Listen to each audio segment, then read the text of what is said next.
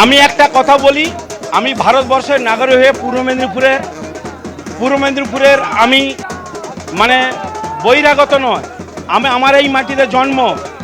পূর্ব মেদিনীপুরে 16টাই বিজেপি জিতবে। আমাদের হচ্ছে শুভেন্দু অধিকারী একটাই লক্ষ্য করেছিল, স্বামী বিবেকানন্দকে যে লক্ষ্য তোমাদের টার্গেট থাকবে। আমরা পান্তা ভাত আর ঢুলি লঙ্কা খেয়ে আমাদের আমরা বিরিয়ানি খেয়ে কলকাতা আমরা এসি ঘরে থেকে করি না। আর আমরা গামছা পরে, আমি একটা কথা বলি, আমরা হচ্ছে শুভেন্দু অধিকারী আমাদের একটাই কথা বলেছে, বদলা চাই, বদল চাই।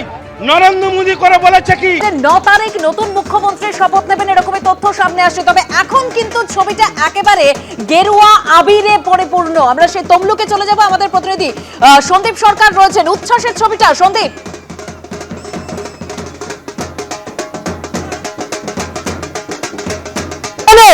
এই মুহূর্তে কিন্তু রীতিমতো স্লোগানে আবির খেলার মধ্যে উঠেছে প্রত্যেকে বিজেপির কর্মী সমর্থকেরা। তারা এখানে আমরা দেখতে পাচ্ছি যে আবির খেলতে ব্যস্ত, তারা স্লোগান দিচ্ছেন এবং আমরা এখানে দেখতে পাচ্ছি যে গেরুয়া পতাকা নিয়ে, বিজেপির দলীয় পতাকা নিয়ে, গেরুয়া আবির নিয়ে একেবারে উচ্ছ্বাসে একদম উচ্ছ্বাসে ফুটছেন এক প্রকার বলা যেতে পারে এখানে বিজেপির কর্মী সমর্থকেরা। আজকে সকাল থেকে তারা জড়ো হয়েছিলেন, সকাল থেকে তারা অপেক্ষায় ছিলেন এবং সেই অপেক্ষার এবং সেই যে ধৈর্যের বাঁধ এই মুহূর্তে ভেঙেছে এবং এই মুহূর্তে গেরুয়া আবিরে একেবারে চারিদিক একেবারে ছেয়ে গিয়েছে।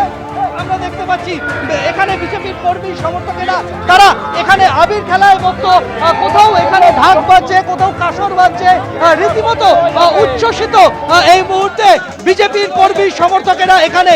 এখানে যে 16টি বিধানসভা রয়েছে পূর্ব মেদিনীপুরের, 16টি বিধানসভাতেই কিন্তু এই মুহূর্তে একেবারে 16-0 ফলাফলে এগিয়ে রয়েছে বিজেপি।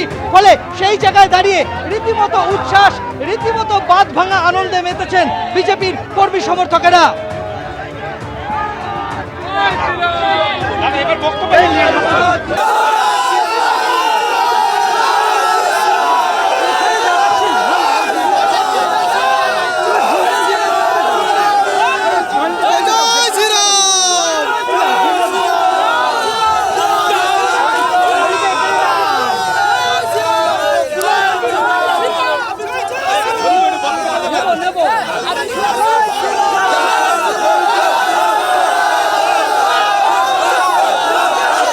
এবিপি আনন্দ, এগিয়ে থাকে, এগিয়ে রাখে।